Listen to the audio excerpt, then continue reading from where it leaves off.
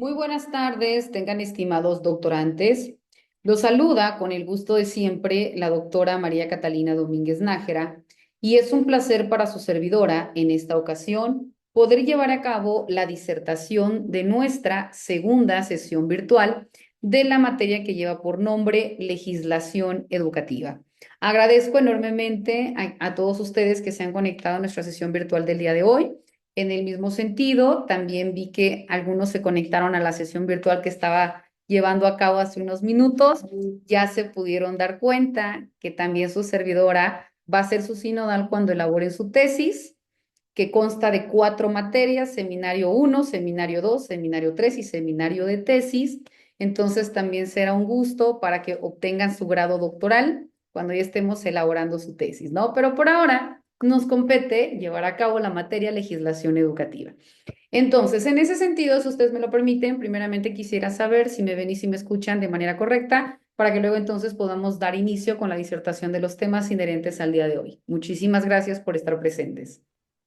Sí, maestra, le vemos y escuchamos correctamente. Muchísimas gracias. Bueno, pues entonces vamos a dar inicio con la disertación de los temas. Les pido por favor, gracias José Notario Torres, gracias Sebastián Rodríguez. Les pido por favor, estimados doctorantes, si hay algún detalle como en la sesión pasada que escriban sus compañeros que no se pueden agregar a la sala o alguna cuestión así, ustedes se han dado cuenta que en el momento que le dan clic, de manera inmediata los redirecciona tanto a la clase pasada como a esta, no hubo ningún detalle. Entonces, bueno, desconozco qué esté pasando ahí, si es cuestión del internet o del, no sé, de su plataforma, pero no hay mayor situación. Únicamente para que yo nada más me centre en, por favor, poder darle continuidad a los temas y en ese sentido podamos abordar de manera puntual la materia que nos ocupa. Muchísimas gracias. Bueno, tal y como se los compartí, estimados doctorantes, si ustedes recuerdan, en la semana pasada estábamos hablando dentro de las fuentes formales. Si mal no recuerdo, nos quedamos dentro de la definición de fuentes formales directas y de fuentes formales indirectas. Hablamos o citamos un ejemplo de cada una de estas y nos quedamos dentro de las fuentes formales indirectas, que son precisamente las formas en que nosotros, sin ser abogados, podemos, ante vacíos que existan, poder realizar ya sea proyectos para presentarlos a una Cámara, a un Congreso del Estado, si la incidencia va a ser a nivel estatal, o ante un Congreso de la Unión, si va a ser a nivel nacional, y que en base a ello se puedan crear normas jurídicas que vayan a regular en algún campo en específico, ya sea en materia de salud, de trabajo, de educación, qué sé yo, ¿no? Y citábamos como ejemplo el caso del campo algodonero, cómo se crea esta garantía y protección de los derechos de las mujeres. Y bueno, el día de hoy vamos ya, recuerdan también que les indicaba que cada una de estas fuentes formales, tanto directas como indirectas, a su vez se subdividen. Entonces, el día de hoy vamos a dar continuidad con estas. Bueno. Cuando hablamos primeramente dentro de las fuentes formales directas, vemos que son aquellas, como les decía, que son puestas en vigor de manera inmediata por parte de la autoridad competente, que en este caso estamos hablando de quiénes. Estamos hablando de los legisladores, que son aquellos que la propia norma les faculta la creación de la norma jurídica. Entonces, precisamente a ellos van a ser a quienes, al momento de que vayan a crear la norma, lo hagan tomando en consideración las necesidades actuales, reales e inminentes que están pasando, ya sea para que creen una ley, para que deroguen una ley, para que reformen una ley o para que abroguen una ley. Recuerdan también que les explicaba en qué consiste cada uno de estos conceptos, ¿verdad? Bueno, entonces, cuando hablamos dentro de estas fuentes formales directas, estas se subdividen en tres, que son las legisladas, las administrativas y las judiciales. ¿Les expliqué en qué consiste cada una de estas o ya no entramos dentro de su definición? Creo que ya no, ¿verdad? ¿O sí las identificamos? ¿Me pueden informar para ya no volver a duplicar información? Aisladas, yo tengo anotación aquí que habló sobre que abarcaban lo que eran las leyes y los tratados universales. Creo que hasta ahí se quedó y de ahí mencionó las judiciales, pero creo que ya no continuó, Pero, por solamente se ejemplo, quedó gracias, aislada. Cristina. Pero, por ejemplo, ya no les indiqué, por ejemplo, en qué consiste la Constitución. Ya no les indiqué qué son los tratados internacionales, cuál es su fundamentación. Eso ya no lo vimos. Sí, sí, doctora, eso no nos explicó. Ah, Hablaba de que, perfecto. la constitución de los tratados, que no nada más era tomar en cuenta la constitución, sino también tratados internacionales que están a la par o por encima de, o sea, porque empezó usted a explicar sobre la razón de las compañeras que comentamos sobre los derechos y de las situaciones de los derechos que tenemos inherentes. Entonces usted hablaba de eso, de que la Constitución no nada más se respalda el derecho, sino también se puede tomar los tratados internacionales para poder defendernos o referenciarnos. Y ¿Ok? también, bueno, empezó a hablar sobre las fuentes del derecho. Las administrativas ya no las vimos, donde era la definición de reglamentos. A esa ya no entramos. Esa no. Maestra, buenas tardes. De Perfecto. hecho, esta clase dijo que íbamos a ver las fuentes formales administrativas. Ah, perfecto. Muchísimas gracias. Perfecto. Nada más les preguntaba para ya no duplicar información. Excelente. Bueno, entonces, de manera genérica, cuando hablamos de las fuentes formales directas, estas se clasifican en tres, que son las fuentes formales directas legisladas, las fuentes formales directas administrativas y las fuentes formales directas judiciales. Dentro de las fuentes formales directas legisladas están la Constitución, las leyes y los tratados internacionales. Se subdividen en tres, que ya explicamos cada uno de ellos. Después, la siguiente es fuentes formales directas administrativas. Dentro de las administrativas, ahora, dentro de ellas encontramos a los reglamentos. Vamos a empezar identificando en qué consisten los reglamentos. Cuando nosotros nos indiquen reglamentos, no únicamente debe venir a nuestra mente aquellos que nosotros tenemos, se me ocurre, dentro de nuestra institución o dentro de nuestro salón de clases. No. Además de estos, claro están, los reglamentos se dice que es una norma jurídica de carácter general, pero que esta es dictada por la propia administración pública. Sin embargo, tiene un valor subordinado a la ley. Por ejemplo, se me ocurre, ustedes saben que cada municipio tiene un presidente o presidenta municipal y que este presidente tiene a su cuerpo, ¿no? O a su, llamémosle, tiene cómo se encuentra integrado por los diferentes regidores, ¿no? Que es y cada regidor representa una comisión, el titular de la Comisión de Educación, de la Comisión de Salud, de la Comisión de Obras Públicas, de la Comisión de Turismo, qué sé yo. Entonces, cuando, por ejemplo, existe un estado de necesidad porque en un municipio no existe un protocolo, se me ocurre, en materia de educación, entonces el jurídico municipal, que es el área encargada de crear la norma jurídica, dentro de una sesión ordinaria o bien extraordinaria, somete a consideración la elaboración de este protocolo para que tenga aplicación, protocolo o reglamento, para que tenga aplicación dentro del municipio tal. Entonces, se crea este reglamento, se crea este protocolo, pero se pasa a aprobación del Congreso del Estado, porque no nada más porque lo crea el municipio ya se aplica. Una vez de que el Estado lo valida, entonces ya se publica en el Diario Oficial de la Federación y al día siguiente lo regresan al municipio de donde fue creado para que a partir de ese momento ya se pueda aplicar en todas las escuelas, tanto públicas como privadas.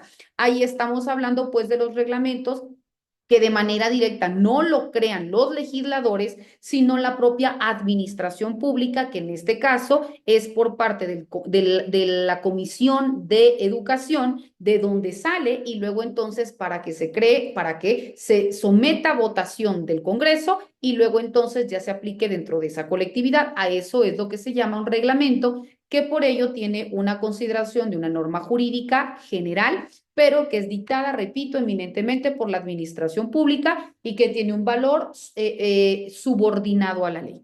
Por consiguiente, encontramos a las siguientes fuentes, que son dentro de las fuentes formales directas, encontramos a la última clasificación, que son las judiciales.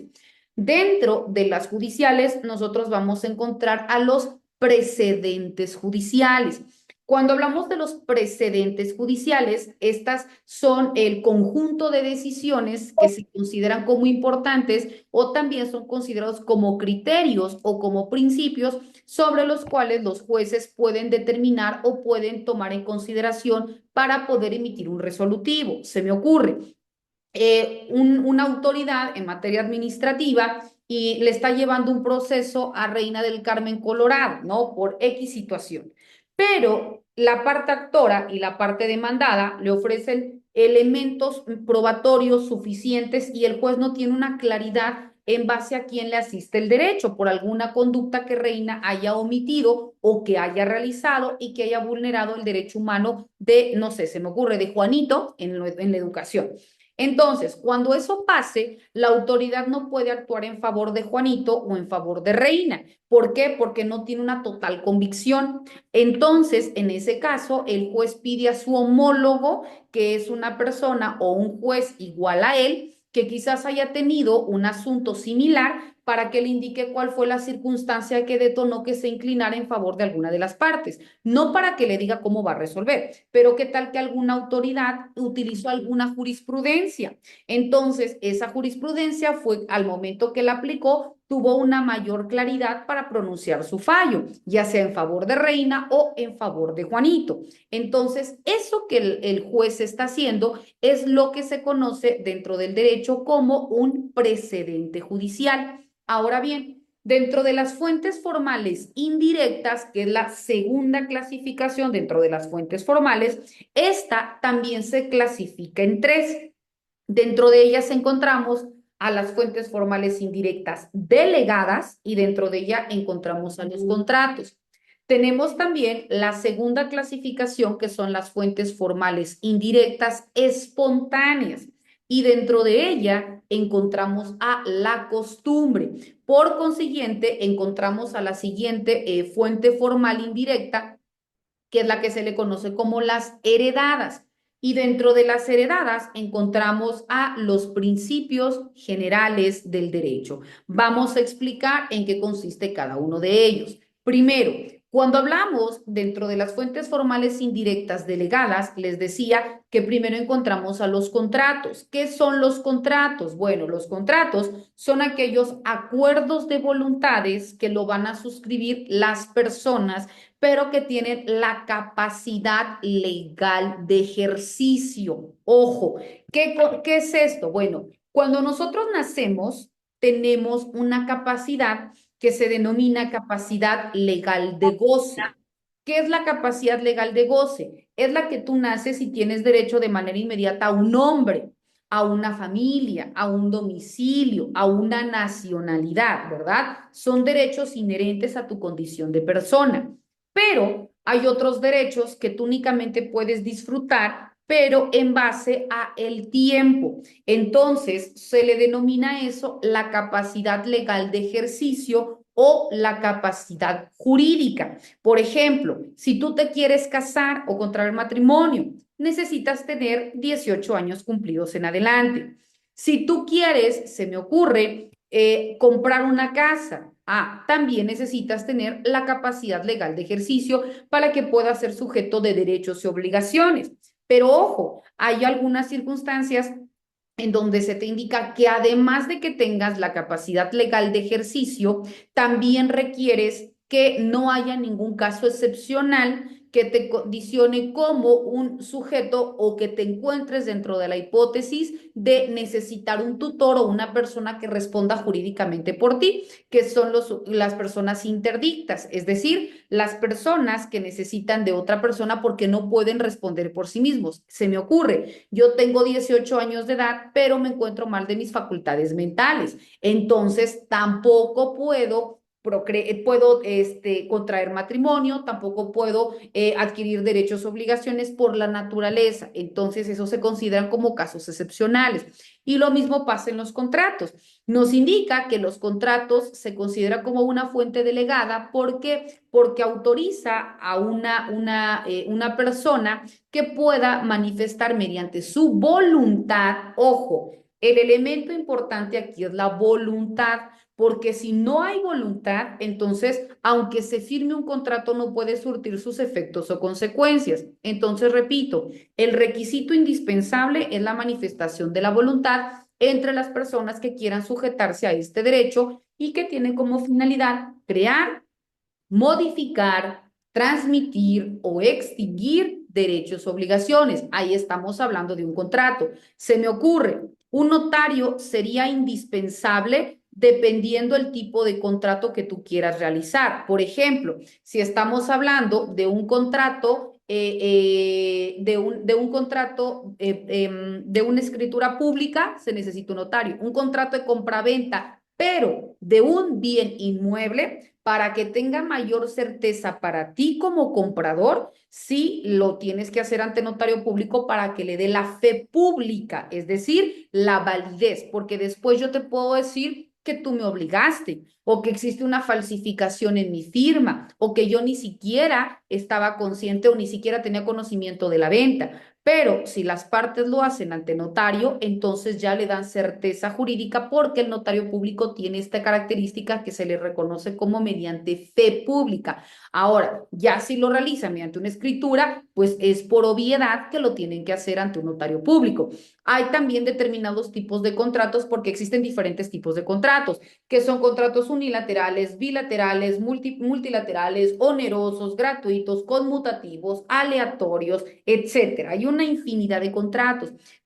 Cada uno te maneja diferentes tipos de especificidades. Aquí yo estoy hablando de un contrato de manera general, porque, por ejemplo, cuando quieres contraer matrimonio, además de que tiene que existir la manifestación de la voluntad, se le considera como un contrato solemne. ¿Por qué solemne? Porque para que tenga validez se necesita de un acto protocolario. Por ejemplo, primero tiene que estar una figura pública que es precisamente, en este caso, el oficial del registro civil. No te puede casar otra persona distinta de él.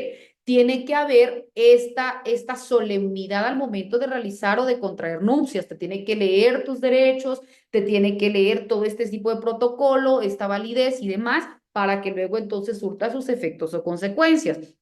Pero repito, de manera general, cuando hablamos de los contratos, son esta manifestación de voluntad que se va a ver en la mayoría de los casos realizada mediante escrito, aunque también hay contratos que su naturaleza puede ser o su manifestación de la voluntad únicamente versar por la cuestión oral, pero la mayoría son mediante escrito. Te pongo como ejemplo, ¿no? Cuando hablamos, se me ocurre de la licencia por cuidados maternos, ¿no? Yo voy a dar a luz, entonces contratan a Valeria Javier de la Cruz como interina. Ah, perfecto. Entonces Valeria tiene que firmar un contrato para que ella también tenga esta satisfacción de que sus derechos están protegidos. Porque si no, entonces, por ejemplo, Dios no quiera, ¿verdad? Ella le pasa algo y no tiene ni siquiera un derecho a una asistencia médica. ¿O quién le va a pagar? ¿Cada cuánto le van a pagar? Va a ser, le van a dar el dinero de manera directa, va a ser a través de una cuenta, va a ser, no lo sé. Ella tiene que tener esta certeza que dentro de la prestación de su servicio va a tener estos derechos que la propia ley establece por su condición de trabajadora y que emanan dentro de una prestación de servicios en la modalidad de educación. Entonces tiene que venir quién va a ser las partes que lo suscriben. Si va a ser la Secretaría de Educación por una parte y Valeria la otra. Si el contrato va a ser directo entre Valeria y yo le voy a pagar. O sea, ¿quiénes van a surtir efectos por si en un momento dado alguien incumple? Que Valeria, si yo incumplo, sepa que puede ir ante la autoridad para hacer valer este contrato en la cláusula que yo esté siendo omisa. ¿Qué es lo que se tiene que establecer en un contrato? De manera inmediata, el objeto del contrato, es decir, la naturaleza del contrato. Si es contrato de compraventa, si es contrato de arrendamiento, si es contrato de prestación de servicios, o sea, la naturaleza del contrato.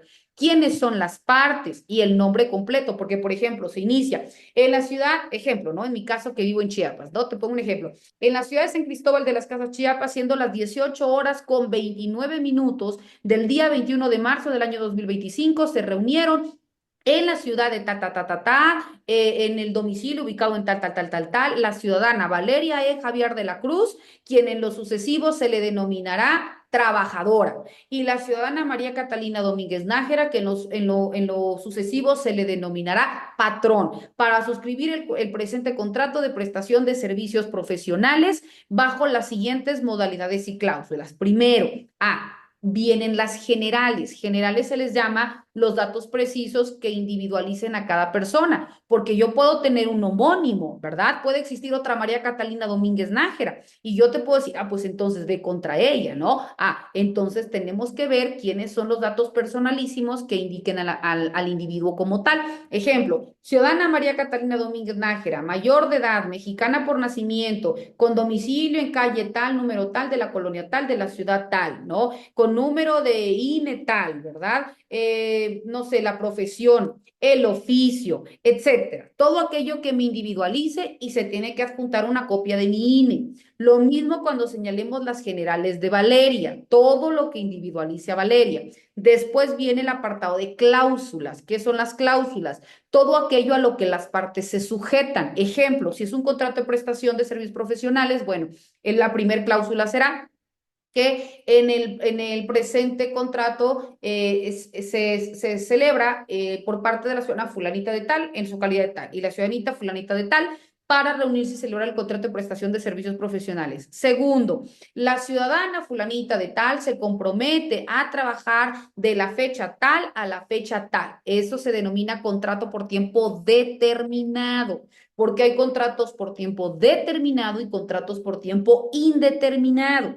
Entonces, como la temporalidad es por 3 meses, que es mi licencia por cuidados maternos, entonces se va a especificar que es contrato por tiempo determinado, que inicia en tal fecha y termine en tal fecha, para que así Valeria no me pueda después demandar porque yo la corrí, o sea, por un despido injustificado. Como es por tiempo determinado, ella ya sabe cuándo terminaba y yo ya no necesito de sus servicios y ya no va a tener ninguna responsabilidad para mí. Y que bueno, dentro de la prestación de sus servicios, ella cobrará, obtendrá por concepto de sueldo la cantidad de tal, misma que se pagará cada 15, cada 30, cada primero, cada no sé qué. Si se va a otorgar de manera personal y directa, si se va a otorgar a través de un número de cuenta, o sea, cómo va a ser el concepto de pago. ¿Cuáles van a ser los servicios que ella va a ofertar? ¿En qué hora, de qué horario a qué horario? ¿Cuáles van a ser los días de vacaciones? Todo aquello que origine la naturaleza del contrato debe venir de manera literal señalada dentro del mismo.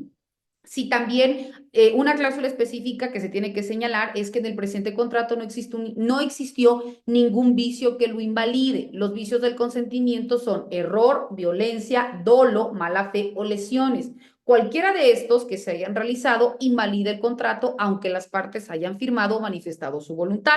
Y la última cláusula será que dejan a salvo los derechos para que los hagan valer ante la autoridad correspondiente. Significa que si alguna de las partes no cumple con lo que ahí se señaló, entonces cualquier otra parte puede forzosamente acudir ante la instancia para denunciar y para hacer valer lo que en este caso a su derecho convenga. Me dice, cuando tuve contrato de base limitada adquirí derecho médico y me dieron de alta en el ISSSTE, aunque fue por 3 meses, gocé de los derechos laborales como maestros de base siendo un interinato. Exacto, aquí son precisamente, por eso son el apartado de contrato, son todas aquellas situaciones en que las partes se sujetan para que después no exista ninguna vulneración a derechos, tanto en servicios médicos, tanto en sueldos, tanto en primas, en bonos, porque no hablo nada más de un interinato, hablo de manera general. Cualquier tipo de contrato debe de reunir todas aquellas circunstancias que la propia naturaleza del objeto lo demande. Aquí se le denominan condiciones generales del trabajo que se encuentran debidamente reglamentadas dentro de un instrumento jurídico normativo que es la Ley Federal del Trabajo. Obviamente, cuando existen también, recordemos que el artículo 123 existe un apartado A para trabajadores que se consideran como trabajadores que los regula la Ley Federal del Trabajo y existen otros que son tanto el Poder Judicial de la Federación como en este caso también indica la ley del ISSSTE, pero que ya entran dentro del apartado B, pero que también van a gozar de los derechos de asistencia médica, los derechos de goce de sueldos, de Infonavit, de Fobiste, etcétera, ¿no? Todos los derechos que se consideran como de seguridad social. Pero, repito, esto entra dentro de las fuentes formales indirectas porque las partes de manera inmediata son aquellas que se someten a un cumplimiento. Otro elemento dentro de las fuentes formales indirectas es lo que se le conoce como costumbre. La costumbre es esta expresión reiterada o esta práctica repetitiva transgeneracionalmente que se toma como cierta dentro de un espacio y un tiempo determinado. Ojo, es mentira cuando les digan que la costumbre se hace ley, no es cierto. La costumbre es costumbre y jamás será ley, porque ya sabemos, porque ya lo hemos indicado, que para que pueda considerarse como ley tiene que pasar por un proceso de creación y de validación de la norma y que hasta que haya sido publicada en el Diario Oficial de la Federación, al día siguiente empezará a surtir sus efectos o consecuencias jurídicas y la costumbre jamás pasará por un proceso de creación y validación. Y por último, dentro de las fuentes formales indirectas, encontramos a los principios generales del derecho. Cuando hablamos de los principios generales del derecho, son todos aquellos enunciados normativos que, si bien es cierto, de manera literal no los encontramos señalados dentro de una norma, pero que los legisladores también lo toman en cuenta al momento de resolver algún asunto. Por ejemplo, ¿cuántos de nosotros no hemos escuchado? El que es primero en tiempo es primero en derecho, o nadie puede ser juzgado dos veces por el mismo delito, o nadie puede, ninguna persona puede hacer justicia por su propia mano, ¿no? O sea, esto que les estoy indicando de manera literal no lo encuentra comprendido dentro de ninguna ley, pero se consideran como unos principios generales del derecho. Y con eso, estimados doctorantes, estamos dando por culminado el apartado dentro de las fuentes del derecho, ¿verdad? Fuentes formales, fuentes reales, fuentes históricas y la clasificación dentro de las fuentes formales. Ahora bien, otro de los temas que también de manera literal se encuentra comprendido dentro de nuestro temario es el derecho constitucional.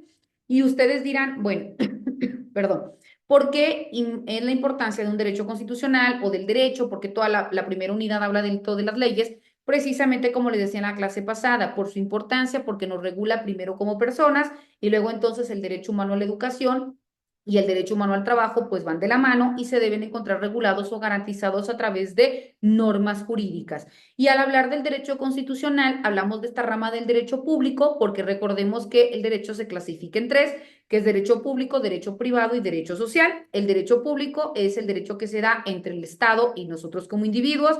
El derecho privado es de persona a persona y el derecho social es aquel que regula de manera literal a los grupos en condición de vulnerabilidad, ¿verdad? O que favorece o debe favorecer a este sector. Entonces, dentro del derecho constitucional, vemos que es esta rama del derecho público que va a estudiar primero a la Constitución, a la interpretación de la Constitución, a la aplicación de la Constitución, así como también a los principios y las reglas sobre los cuales rige o descansa nuestra Carta Magna.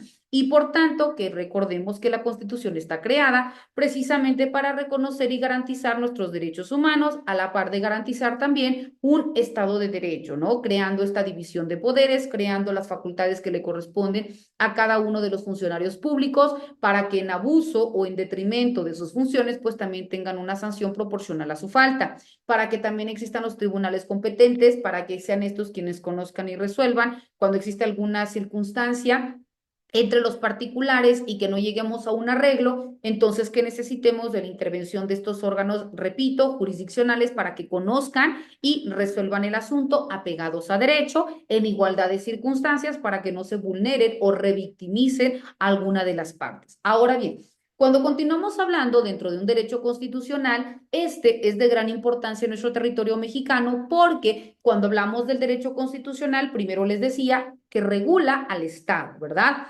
También reconoce el supremo poder de la federación y este le da esta facultad de depositarlo en tres poderes, que es el ejecutivo, el legislativo y el judicial, y que sabemos la importancia que radica en cada uno de estos, ¿no? El poder ejecutivo es quien dirige o quien encabeza el rumbo de nuestro país, lo que es más benéfico en nuestra condición de ciudadanos, la celebración también o aprobación de un tratado internacional con aprobación del Senado de la República, etcétera, ¿no? Pero también cuando hablamos del legislativo, que su función naturalmente emana de la creación de normas jurídicas, de la derogación, de la abrogación o de las reformas. Y cuando hablamos del Poder Judicial, como su nombre lo dice, es aquel que se encarga de judicializar la norma, es decir, de aplicar la norma jurídica a los casos en específico, ya sea, repito, para proteger, ya sea para sancionar, ¿no? Lo que cada caso en específico requiera. Pero también dentro del derecho constitucional se encuentran debidamente reconocidas las atribuciones y las obligaciones que tiene cada uno de los poderes. También vemos que al derecho constitucional le concierne la forma de regulación de las relaciones entre los poderes y nosotros como gobernados y por tanto vemos que va a tutelar los derechos que nosotros tenemos dentro de una nación. También cuando nosotros hablamos dentro de la constitución política, vemos que esta descansa específicamente en una Carta Magna, que es el documento base que nosotros tenemos y que a la par únicamente se encuentran los tratados internacionales y que por debajo de ella se encuentran los demás instrumentos jurídicos normativos. Entonces, vemos que dentro del derecho constitucional también su contenido va a garantizar un Estado de Derecho, va a reconocer los derechos fundamentales o también reconocidos como derechos humanos y va a reconocer los principios constitucionales. Vemos que el derecho constitucional también tiene un objeto en específico o un objetivo como tal, que es garantizar que todo lo que se encuentra debidamente soportado dentro de este instrumento base sea aquello que primeramente nosotros gocemos como individuos y que todos aquellos que ostentan un poder o que fungen como servidores públicos sean o realicen sus actuaciones apegados a lo que dice la Constitución en cuanto a sus facultades y atribuciones, pero garantizando en todo momento el bienestar de nosotros como individuos. Ahora bien, cuando hablamos de manera específica de nuestra Carta Magna, vemos que en nuestro territorio mexicano, como ya es bien sabido, nos indica y también los derechos colectivos. Claro, los derechos colectivos, recordemos que si garantiza el derecho que tú y yo tenemos en lo individual, por ende va a garantizar los derechos colectivos. ¿Por qué? Porque si yo me quiero, como les decía en la clase pasada, yo quiero unirme o crear una asociación contigo, Reina, y que también funja Gilberto, Sebastián, creemos una sociedad, una asociación civil. Primero, nos faculta a nosotros como individuos que tenemos la libertad de asociación y reunión. Entonces, primero reconoce mi derecho en lo individual y luego entonces va a reconocer nuestro derecho colectivo. Lo mismo cuando tú dices del sindicato. Primero reconoce mi derecho humano al trabajo como persona, repito, en lo individual, y de este emana un derecho colectivo que es mi derecho a una sindicación, porque es incorrecto decir sindicalización, no, se dice sindicación, que es mi derecho a que yo pertenezca a un sindicato. Recordemos que existen sindicatos de patrones y que existen sindicatos de trabajadores, no nada más hay sindicatos de trabajadores. La Ley Federal del Trabajo reconoce en el mismo nivel de derechos y obligaciones a las partes, por un lado al patrón y por otro al trabajador, y por eso cada uno de ellos tiene derecho a crear o constituir un sindicato. Pero repito, primero me reconoce mi derecho en lo individual como patrón o mi derecho en lo individual como trabajador y de esta ahora sí reconoce mi libertad para adherirme o unirme o crear también un sindicato. Y ahora sí, los derechos que emana y las obligaciones también que se reconocen precisamente en lo y que emanan, repito, de estos derechos sindicales o derechos colectivos.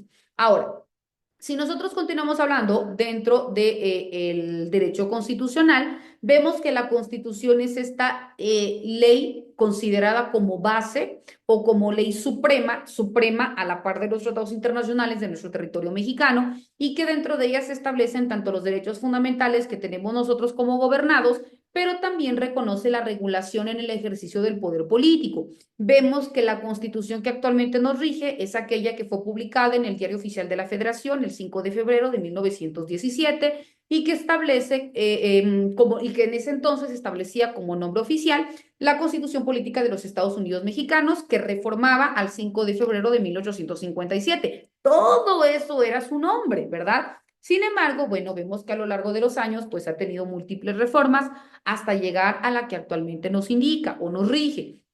Pero de manera directa vemos que la Constitución cuenta o comprende 136 artículos, los cuales se encuentran comprendidos en 9 títulos, que a su vez se encuentran divididos por capítulos. Y es importante que quizás de manera genérica nosotros lo sepamos, porque, por ejemplo, si yo te digo, hablemos de la soberanía de la nación, tenemos que empezar a buscar del artículo primero, artículo segundo, artículo tercero. Pero si nosotros sabemos que se integra por títulos y que cada título se integra por capítulos, ¡pum!, va a ser más fácil que yo pueda ubicar algo de mi interés. Entonces, vemos que el título primero de la Constitución hace referencia a los derechos humanos y las garantías que nosotros tenemos y que específicamente reconoce que la nación mexicana es única e indivisible, reconoce la composición de la nación y reconoce también los derechos y obligaciones que nosotros tenemos como individuos, los derechos y obligaciones de los extranjeros, los derechos de ciudadanía, entre otros. Cuando hablamos del título segundo, hace referencia a la soberanía nacional, en donde nos indica que esencial y originalmente radica la soberanía en el pueblo, ¿verdad? Y también nos indica que nuestra República Mexicana se consideró o está constituida por una república representativa, democrática, laica y federal, constituida por estados libres y soberanos, ¿no? Ahora, por lo que respecta al título tercero, hace referencia específicamente al supremo poder de la federación y que se encuentra dividido en su ejercicio en tres poderes, que es el ejecutivo, el legislativo y el judicial. Después se encuentra el título cuarto, que hace referencia a las responsabilidades de los servidores públicos, así como también a las faltas en que incurren, ¿verdad? Que pueden ser administrativas, graves o también a hechos de corrupción y patrimonial del Estado. Por consiguiente, nos habla del título quinto, que hace referencia al régimen interior de los estados de la federación, de la división territorial, de la organización política y también de su organización administrativa. Después encontramos al título sexto, que hace referencia a que todas las personas debemos recibir o debemos de gozar de un trabajo digno, pero sobre todo que sea socialmente útil, ¿verdad? Aquí consagra los derechos de los trabajadores y demás. Dentro del título séptimo hace referencia a las remuneraciones de los servidores públicos, a los pagos de acuerdo al presupuesto, a la separación del Estado de la Iglesia, a las facultades de la Federación para gravar las mercancías, ¿no? Acá ya hablamos del concepto de aranceles y de impuestos, etcétera, ¿no? El título octavo hace referencia a que la Constitución puede ser adicionada o reformada y el título noveno hace referencia a la inviolabilidad de la Constitución. Entonces vemos que cada uno de estos títulos a su vez comprende diferentes tipos de capítulos, que es una forma pronta en que nosotros podemos ubicar algo de nuestro interés para no empezar a buscar qué dice el artículo primero, qué dice el artículo segundo, dónde, o tengo que leer los 136 artículos más sus transitorios para que yo pueda llegar a algo que yo necesito ubicar. Entonces, por ello es importante que al menos esta distinción nosotros lo tengamos en cuenta. Dicho esto, vemos que otro de los temas que también marca nuestro plan de estudios es hablar propiamente de la teoría del Estado. Cuando hablamos de la teoría del Estado, es importante que nosotros identifiquemos en qué consiste el Estado. Primeramente, vemos que el Estado es considerado como una persona jurídica, es decir, una persona moral que está formada primeramente por una comunidad política que se encuentra asentada en un territorio determinado y que se encuentra organizada soberanamente en un gobierno propio con decisión y acción, que son los elementos de manera inmediata que se necesitan para poder reconocer que estamos hablando de un Estado. Pero además de esto, también se necesita indicar que el Estado persigue determinados fines. Dentro de ellos son crear un orden necesario, es decir, mantener una paz social, asegurar la convivencia social, que vivamos en una armonía y en tanto, si no existe, por ello se crean las normas jurídicas para que exista una paz social. Por consiguiente, establecer medios para el desarrollo cultural, económico, político, moral y social, porque por ello existen estas partidas presupuestales que se inyectan a los diferentes sectores para que todos tengan esta derrama económica y se pueda actuar en un beneficio colectivo. Luego, entonces, ponderar el bienestar de la nación. Recordemos que el fin último del derecho es garantizar una paz social o que prevalezca un Estado de Derecho y, por consiguiente, una solidaridad social. Por ello hablábamos que de la soberanía nacional y que es precisamente el poder que radica esencialmente en el pueblo. Pero, además de esto, recordemos que desde la primaria se nos han indicado que existen elementos constitutivos del Estado, ¿verdad? Dentro de estos elementos constitutivos del Estado, vemos que encontramos a la población, al territorio, al gobierno y también encontramos a la soberanía. Cuando nosotros hablamos de la población, de manera inmediata debe venir a nuestra mente que es este conjunto de habitantes, ¿verdad? Que se encuentran localizados en un área geográfica determinada o determinable, para que luego entonces hablemos de un nivel poblacional. Después hablamos de un territorio. El territorio es esta porción de tierra, de agua o de espacio delimitada geográficamente o administrativamente y que a razón de ello, pues también vemos que se crean las normas para poder regular o para poder proteger o para poder sancionar lo que pase por cuestiones territoriales. Por ejemplo, si hablamos del tráfico de drogas aéreo, pues entonces en donde se encuentre por cuestión de espacio delimitada geográficamente, pues ahí va a ser esta validación o imposición de normas. Esto nada más por citar un ejemplo. Cuando hablamos del otro elemento es el gobierno. El gobierno vemos que es este conjunto de organismos políticos y personas que dirigen un Estado. ¿Por qué hablamos de un organismo político? Porque es cuando se establecen esta asignación de curules. Hola, ¿me escuchan, estimados doctorantes? Hola, hola.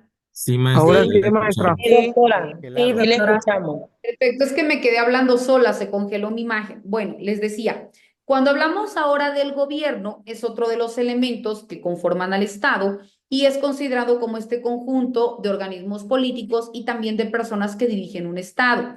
¿Por qué hablamos de organismos políticos? Porque, por ejemplo, cuando se van a establecer las diputaciones plurinominales, se me ocurre, ¿no? Pues entonces se identifica cuál es el partido político que ha obtenido mayor número de votos y en base a ellos empiezan también a asignar estas plurinominales.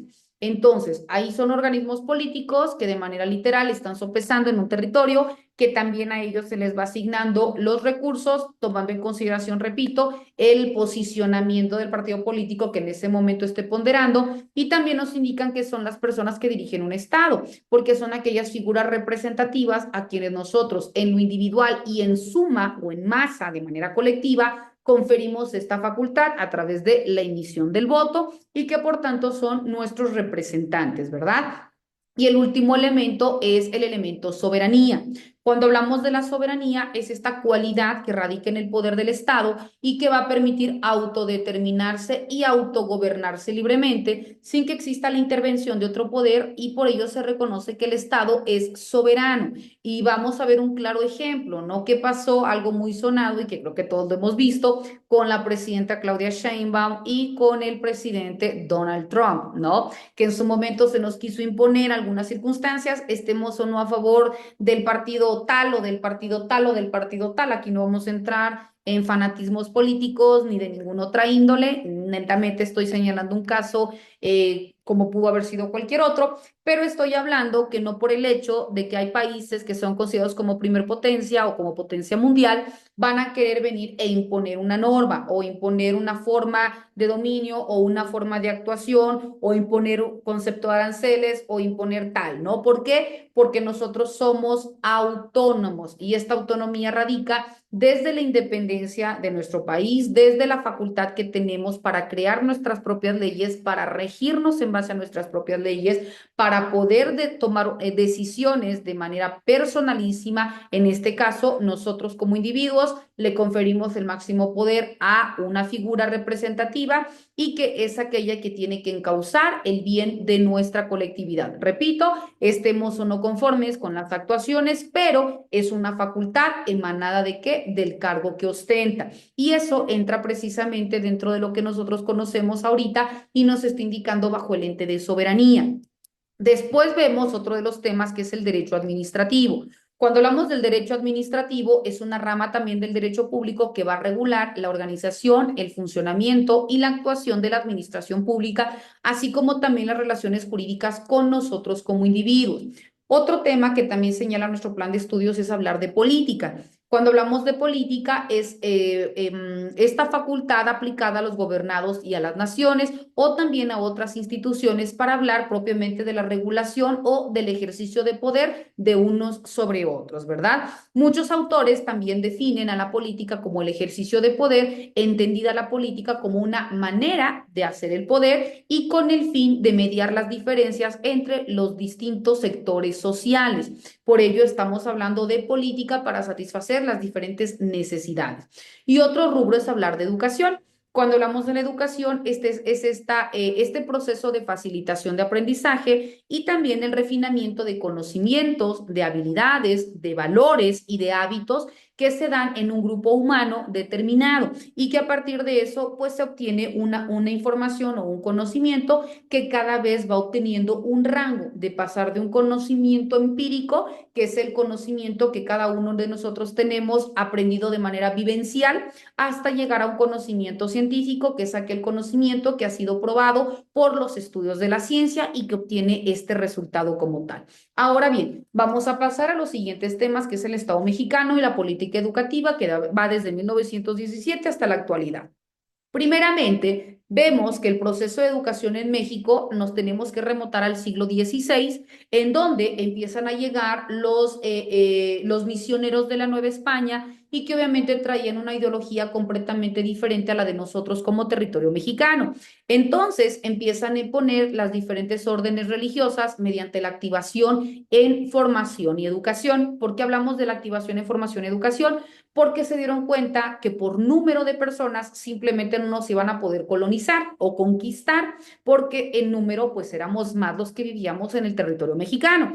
Entonces vieron que una forma mucho más sencilla de poder llegar a nosotros y poder dominarnos y poder someternos era precisamente a partir de qué? De la conquista mediante una fe, porque nosotros creíamos en el Dios del sol, el Dios de la lluvia, el Dios de esto, el Dios del otro, ¿no? Entonces vieron que éramos muy fanáticos y por ello nos imponen una religión. Tampoco voy a entrar en materia de religión, ni de política, ni de religión, simplemente voy a transmitir el conocimiento en base a los antecedentes de la educación en México, ¿sale? Bueno, entonces, vieron que una forma de poder ganarnos en número era precisamente mediante la evangelización y por ello nos imponen la religión católica a través del estandarte de la Virgen de Guadalupe. Se indica que las iniciaciones para poder crear estas instituciones educativas nacen primeramente por la necesidad de formar nuevos sacerdotes y, repito, expandir la evangelización. Sin embargo, vemos que dentro de esta evangelización no fue abierta para todas las personas, sino primeramente para la élite criolla, que era quienes tenían el máximo dominio o el poder sobre el resto de la población. Y por ello vemos que la iglesia empieza a tener un papel importante en materia educativa. A la par, si nosotros hablamos de Roma, pues vemos que también eso pasó, ¿no? Y que por ello, al momento de hablar de la justicia, pues se trató primero de separar el clero de la iglesia, lo que también sucedió en nuestro país. Entonces, repito, es por esta razón que la iglesia empieza a tener un papel importante en materia educativa. Entonces vemos que las órdenes religiosas no nada más tenían como propósito consolidar un sistema educativo formal, sino que también fuera una manera exclusivamente de instruir a una élite en particular, que ya sabemos que es la élite criolla, para que los de la Nueva España nada más pudieran controlar primero a los criollos y controlando este número de personas, por ende estarían controlando a la colectividad, porque todos los demás seguían lo que dijeran este grupo en específico. Y durante casi 3 siglos y hasta un poco más de la culminación de la independencia, este modelo educativo religioso fue el que ponderaba en nuestro país, apoyado fuertemente por la doctrina kantiana y que tenía una nominación de un sistema basado en la instrucción. Sin embargo, esta disciplina central, que así se le conocía dentro de este proceso educativo, pues representa un proceso de sustitución y eliminación de las concepciones categóricas de las culturas prehispánicas que ponderaron para crear o para adecuarse a lo que era más conveniente para la cultura española. Sin embargo, a principios del siglo XIX, las ideas de la Ilustración, que tomaban en cuenta muchas de las premisas que venía ponderando Juan Jacobo Rousseau, que era uno de los principales exponentes, proponía cambiar de la instrucción, que era lo que se le conocía anteriormente a la élite criolla mediante la evangelización, y pasar a un nuevo proceso que se le denominaba el proceso de la formación. Este proceso de formación basaba en la naturaleza humana y en que el aprendizaje debería ser abierto, es decir, no nada más a una élite en específico, y por ello influyeron de manera específica en una nueva forma de conceptualizar la educación en México. Por ello, los criollos liberales que luchaban contra el absolutismo español y los insurgentes, que eran aquella élite que quería la igualdad de derechos, coincidieron en la necesidad de formar un nuevo sistema educativo que tuviera un carácter menos religioso y que por el contrario fuera mucho más incluyente para que, repito, todos tuvieran el mismo acceso a oportunidades. Entonces, este debate en cuál era mucho más importante o cuál era más benéfico entre la instrucción o la formación, pues empieza a prevalecer o tener mucho más cabida después de la independencia e incluso se intensifica entre los grupos de los conservadores y los liberales que estaban en ese entonces. Entonces, basándonos en la idea de mantener el control, hacia 1842, ante la falta de un consenso, el Estado encargó a la compañía lancasteriana, que era la que en ese momento tenía el poder, y era considerada como la única institución educativa que se había creado hasta ese momento, dejara el reconocimiento o el manejo de la Dirección de Instrucción Pública. Pero este papel de la Iglesia en la educación pues todavía seguía ponderando. Entonces, la noción de educación liberal educativa pues todavía no se reconocía o se garantizaba como tal porque, repito, la Iglesia tenía o continuaba jugando un papel importante.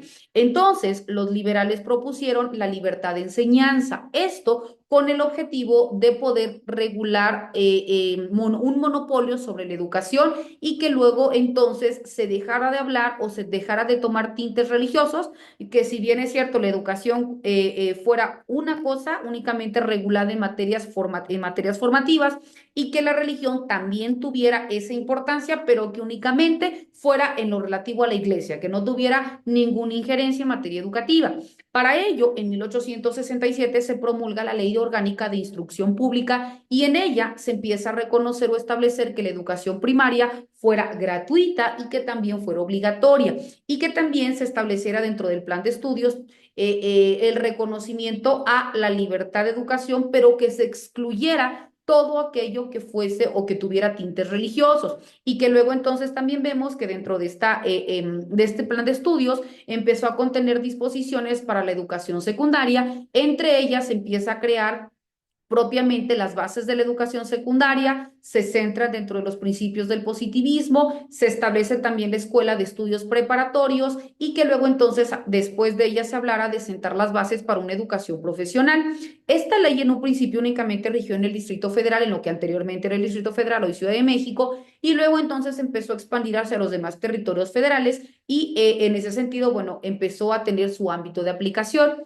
Después vemos que durante la siguiente época, que es la que se conoce como la época del Porfiriato, tiene un papel importante Joaquín Baranda, que era el ministro de Instrucción y de Educación, y Joaquín Baranda convoca a dos congresos en donde estuvieran presentes pedagogos, maestros, intelectuales y autoridades para poder establecer y crear un nuevo proyecto gubernamental de educación pública. Y a partir de ello se consolidó una promulgación de la Ley de Instrucción Obligatoria de 1888.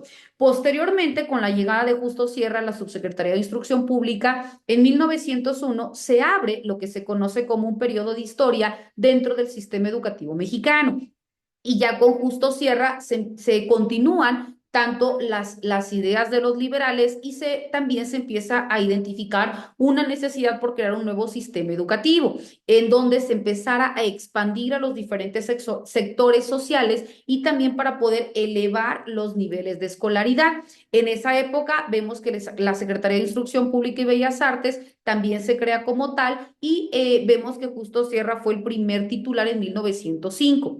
Posteriormente, 5 años más tarde, en 1910, se funda la Universidad Nacional. Después vemos que durante el periodo revolucionario, este proceso de conformación del sistema educativo, pues si bien es cierto, no tuvo como un mayor avance, ya que estuvo en una cuestión un tanto estática, porque por la promulgación de una serie de conflictos o una serie de acontecimientos que marcaron el hartazgo social, la lucha por establecer mejores condiciones, el reconocimiento al derecho de la tenencia de la tierra, la creación o el cambio a una constitución, dejar a un lado la de 1857, ponderar las bases para la constitución de 1917, reconocer el derecho humano a la educación, entre otros, ¿no? Entonces vemos que con la promulgación de la Constitución de 1917 se eleva a rango constitucional el derecho humano a la educación, en donde ya independientemente de quien viniera a ocupar el cargo público, ya no iba a quedar a su consideración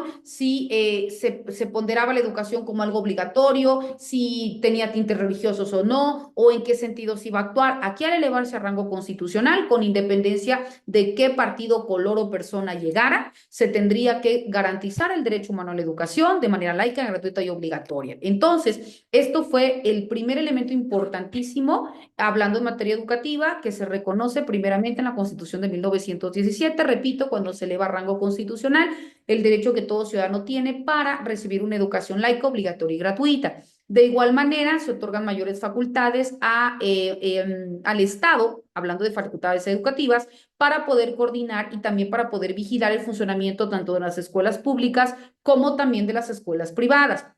Sin embargo, vemos con la supresión de la Secretaría de Instrucción Pública y de Bellas Artes, que fue determinada por el Congreso Constituyente, el sistema educativo pues también tuvo un nuevo orden o un nuevo régimen revolucionario enfrentando una serie de problemas. Dentro de estos factores, como por ejemplo los asentamientos rurales, la carencia de recursos presupuestales, entre otras cuestiones, pues detonaron en un estancamiento, por ello se dice, en un estancamiento educativo. Sin embargo, para 1921 se crea la Secretaría de Educación Pública y que fue un hecho decisivo para cambiar esta situación y que facilita también la concurrencia del gobierno federal para que fuera el ente regulatorio a nivel federal de lo relativo a la educación y que únicamente delegara a las facultades inherentes a una responsabilidad inmediata a cada una de las competencias por municipio y por entidad federativa. Por ello, se logró equilibrar un poco la desigualdad de atención que los estados y los municipios brindaban en materia de educación. Otro aporte importante fue la participación que tuvo José Vasconcelos. José Vasconcelos fue el primer titular de instrucción y formó un nuevo sistema educativo para poder atender todas las diferentes necesidades sociales mediante la instrucción y formación académica de todos los sectores, específicamente reconociendo la importancia en la creación de la educación rural y por tanto se crearon primarias y algunas normales rurales y se formaron también misioneros como grupos docentes, como profesionistas y como técnicos que iban dirigidos a las localidades rurales para capacitar a maestros y trabajar también en favor de la comunidad. Después de la Secretaría de Educación Pública, en cuanto a su creación, ocurrieron también diferentes hechos que repercutieron en el futuro de un sistema educativo en nuestro país. Vemos que dentro de ellos, bueno, pues otro acontecimiento importante fue que para 1925 se crea la escuela secundaria como una nueva institución educativa al servicio de la adolescencia y que este hecho generó dos cambios importantes en el sistema educativo, ya que por un lado hubo un cambio en la secuencia de estudios porque después de la primaria se iban hasta la profesional, entonces ya se tenía que continuar con la secundaria y después con la confrontación del gobierno con la universidad, pues fue otro elemento importante para que también existieran estas formas de llevar a cabo una validación o un reconocimiento de los grados secuenciales para poder tener estas bases formativas y en base a ello también poder continuar con una transmisión de información. Después vemos que otro elemento también importante fue que entre 1936 y 1940 se crearon internados, se crearon comedores y se otorgaron becas y esto logró que se impulsara la creación de nuevas escuelas que estuvieran vinculadas a centros de producción y centros de educación técnica, porque se había descubierto que uno de los elementos por los cuales existía mucho analfabetismo en México es que los alumnos, en lugar de ir a las escuelas, tenían que trabajar para poder subsistir. Entonces, mediante el otorgamiento de becas, mediante también los internados y los comedores, fue otra forma de garantizar que tuvieran este recurso, que tuvieran también estos alimentos para combatir la desnutrición y a la par también favorecer el proceso de enseñanza-aprendizaje mediante la comprensión a mayor tiempo de conocimientos y estos fueron otros acontecimientos importantes en materia educativa. Posteriormente, de 1940 a 1946, con Manuel Ávila Camacho, se dio inicio a una política de conciliación nacional en donde vemos que en 1941 se promulga la Ley Orgánica de Instrucción Pública o de la Ley Orgánica de Educación Pública. Para 1943 tuvo también la unificación de los sindicatos magisteriales, en donde el nuevo Sindicato Nacional de Trabajadores de la Educación, conocido por su sigla CENTE, fue reconocido mediante decreto presidencial como el único organismo representativo de todo el magisterio nacional. Para 1946 se promulga una nueva reforma al artículo 3º constitucional para reconvertir la educación socialista y en su lugar establecer una educación integral, científica, democrática y esto para poder cambiar los altos índices de analfabetismo que en ese momento estaban imperando. Después, para 1946 a 1952 se continúa con la política educativa de Manuel Ávila Camacho y en nuestro país vemos que también existen diversos proyectos para ir a la par de lo que establecía la ONU o establecía la UNESCO en materia de conformación o de beneficios en favor de la educación, de las niñas, niños y adolescentes y demás. Y dentro de la década de 1940 a 1950 se fundaron diversas instituciones educativas, como por ejemplo el CONAFE, como por ejemplo el CREFAL, que fueron escuelas para adultos, entre otras, ¿no? También vemos que existieron diferentes tipos de acontecimientos, como por ejemplo la creación del CONALEP, la creación del CONACYT, también la validación para la creación de la Coordinación General de Educación Superior, de Ciencia y Tecnología, para que ya existiera esta era de la globalización, en donde también los alumnos tuvieran este acceso en igualdad de oportunidades a la ciencia y a la tecnología. Para 1978 se promulga la Ley Nacional de Coordinación de Educación Superior y para 1979 existe la Coordinación Nacional para la Planeación de Educación Superior. Se habla también otro apartado para 1978 del Programa Nacional de Educación a grupos marginados y luego entonces empieza también a combatir el analfabetismo, pero hacia otro grupo poblacional. Se empiezan también a establecer acuerdos nacionales para la modernización de la educación básica, existen diferentes reformas al artículo tercero constitucional y todo ello para que cada vez los planes y programas de estudios, pues en teoría, fueran o tuvieran más impacto benéfico a la sociedad y que ya se combatieran los altos índices de analfabetismo en México, que a favor o en contra, pero bueno, han sido estos los acontecimientos que de manera general han marcado un antes y un después en nuestro sistema educativo en el territorio nacional. Bueno, estimados doctorantes, hasta aquí mi participación. Nos indica la plataforma que incluso ya les robé unos minutos. Si se dan cuenta, los temas son muy extensos y poderlos abordar en 2 sesiones, pues es muy limitado, pero su servidora trató de hacerlo lo más ameno posible, indicarle, compartirle los conocimientos pues más importantes y ejemplificarlo también con casos prácticos. ¿Alguna duda, algún comentario para que luego entonces con ello podamos dar por culminada nuestra intervención virtual del día de hoy? Adelante, los escucho, por favor.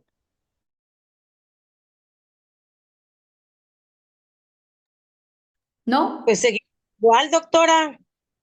Siguen dándose los desayunos, siguen dándose las becas. Ya llevamos cuántas décadas, cuántos años en los mismos propuestas de planes de estudios. Ya hemos pasado por diversas reformas y según la narración así muy sintética que hizo usted, seguimos en lo mismo, se sigue combatiendo en los mismos rubros. Inclusive hoy se entregaron las becas cetinas a los alumnos. Se hablaban aquellos entonces de cuestiones ya de analfabetismo muy numeroso, con muchas carencias económicas. Y ahorita que existe el Internet y demás, ¿por qué se sigue dando lo mismo y se está retrocediendo con estos apoyos a los muchachos sin pedirles nada? Simplemente por el hecho de estar matriculados. Entonces, ¿será que con eso vamos a tener avance o vamos a tener retroceso? Creo que ya le devolví la respuesta con una pregunta. Claro, no, al contrario, estimado doctorante, al contrario. Este proceso evolutivo precisamente es para eso, para generar opiniones críticas, porque esto no es lo que yo digo. Esto desafortunadamente ha sido el proceso evolutivo por el cual nuestro país ha atravesado en el proceso educativo, que si bien es cierto, en muchas circunstancias existieron aportes benéficos, como por ejemplo elevar a rango constitucional el derecho humano a la educación, pero por supuesto que también han existido una serie de acontecimientos que no han impactado bajo ningún aspecto positivo a nuestro territorio o a nuestros educandos y que lejos de generar un aspecto benéfico, caemos en el paternalismo, ¿no? Caemos en otorgar todo, pero sin exigir nada a cambio. Lo que existe en otros países en donde, si bien es cierto, yo te doy una beca, pero te exijo mínimo un 9 o 10 de calificación. Entonces, va a existir un apoyo, pero en base a un esfuerzo comprobado, ¿no? Pero bueno, claro está, hay muchas circunstancias que desafortunadamente no se toman en cuenta, pero ello no depende de nosotros en lo individual, pero sí se podrían hacer mediante proyectos presentados al Congreso. Recordemos lo que vimos en la clase pasada y en esta sesión de las fuentes formales indirectas, que si hay vacíos, entonces nosotros también desde nuestra trinchera podemos hacer un análisis de investigación y presentarlo. Y como les decía, ¿quién no garantiza que el día de mañana, mediante el aporte que haya tenido Reina del Carmen Colorado Chávez, haya esta modificación, ¿no? Que eso sería lo idóneo. Adelante, Leopoldo Obispo, te veo la manita levantada, ¿te escuchamos? Sí, buenas noches, doctora. Lo que usted, bueno, en parte de lo que estamos trabajando de la materia de legislación educativa, observo lo que es la parte sobre, muy denotada ahorita de que el maestro tiene, digamos que, en visto de forma en el contexto social, lo que es la culpa de todo. ¿En qué sentido? En los acuerdos los protocolos que hay actualmente de actuación del docente, llevan aproximadamente, por lo que estuve leyendo e investigando, 10 años sin ninguna modificación. 10 años en donde el contexto sociocultural de los estudiantes ya es muy diferente. Y si han habido varios cambios en diferentes leyes, ¿por qué en esta parte de la educación, donde ya no es la misma forma del trato, la misma, la misma, ¿cómo podría decirle? El poder o la forma en que se veía el docente ya no es la misma? Eso ha generado ahorita donde la parte que en media superior y secundaria, que es en el caso donde yo trabajo, el docente queda como atado de manos en las cuestiones de todos estos protocolos, y donde ahorita sale lo que es la parte por Secretaría de Educación, que al que va a mayormente a capacitar por la cuestión del bullying es al docente. ¿Y dónde queda la parte de quién es el agresor, no? Y del contexto donde está el agresor. O sea, ese es mi comentario en lo que es en este momento. Claro. Muy atinado tu comentario, Leopoldo. Vamos por partes. Primero, cuando hablamos de los protocolos, recordemos que dentro de las fuentes formales indirectas hablábamos de los protocolos o de los reglamentos y que es esta facultad conferida a los servidores públicos, ¿no? O a la administración pública. Pero recordemos también, como vuelvo a lo mismo, cuando nosotros identifiquemos algunos vacíos que existan, porque las leyes se reforman tomando en cuenta las circunstancias sociales, ¿no? Y que son también atendiendo a los intereses económicos, políticos, sociales o culturales de un grupo en particular, ¿verdad? Que son los que ostentan el poder. Pero cuando existen este tipo de circunstancias que también están sopesando y que son omisos, recuerdan que les ponía el ejemplo de las muertas de Ciudad Juárez, si vemos que el Estado tiene la obligatoriedad de hacerlo y no lo hace, y que nada más están siendo vulnerados mis derechos, pues también nosotros podemos organizarnos para poder, repito, accionar. Yo sé que no nos corresponde, pero si no lo hacemos y los que deben no lo hacen, entonces todo el tiempo vamos nosotros a estar en un estado de vulnerabilidad. Y por tanto también tenemos que organizarnos para crear este tipo de circunstancias y actuar.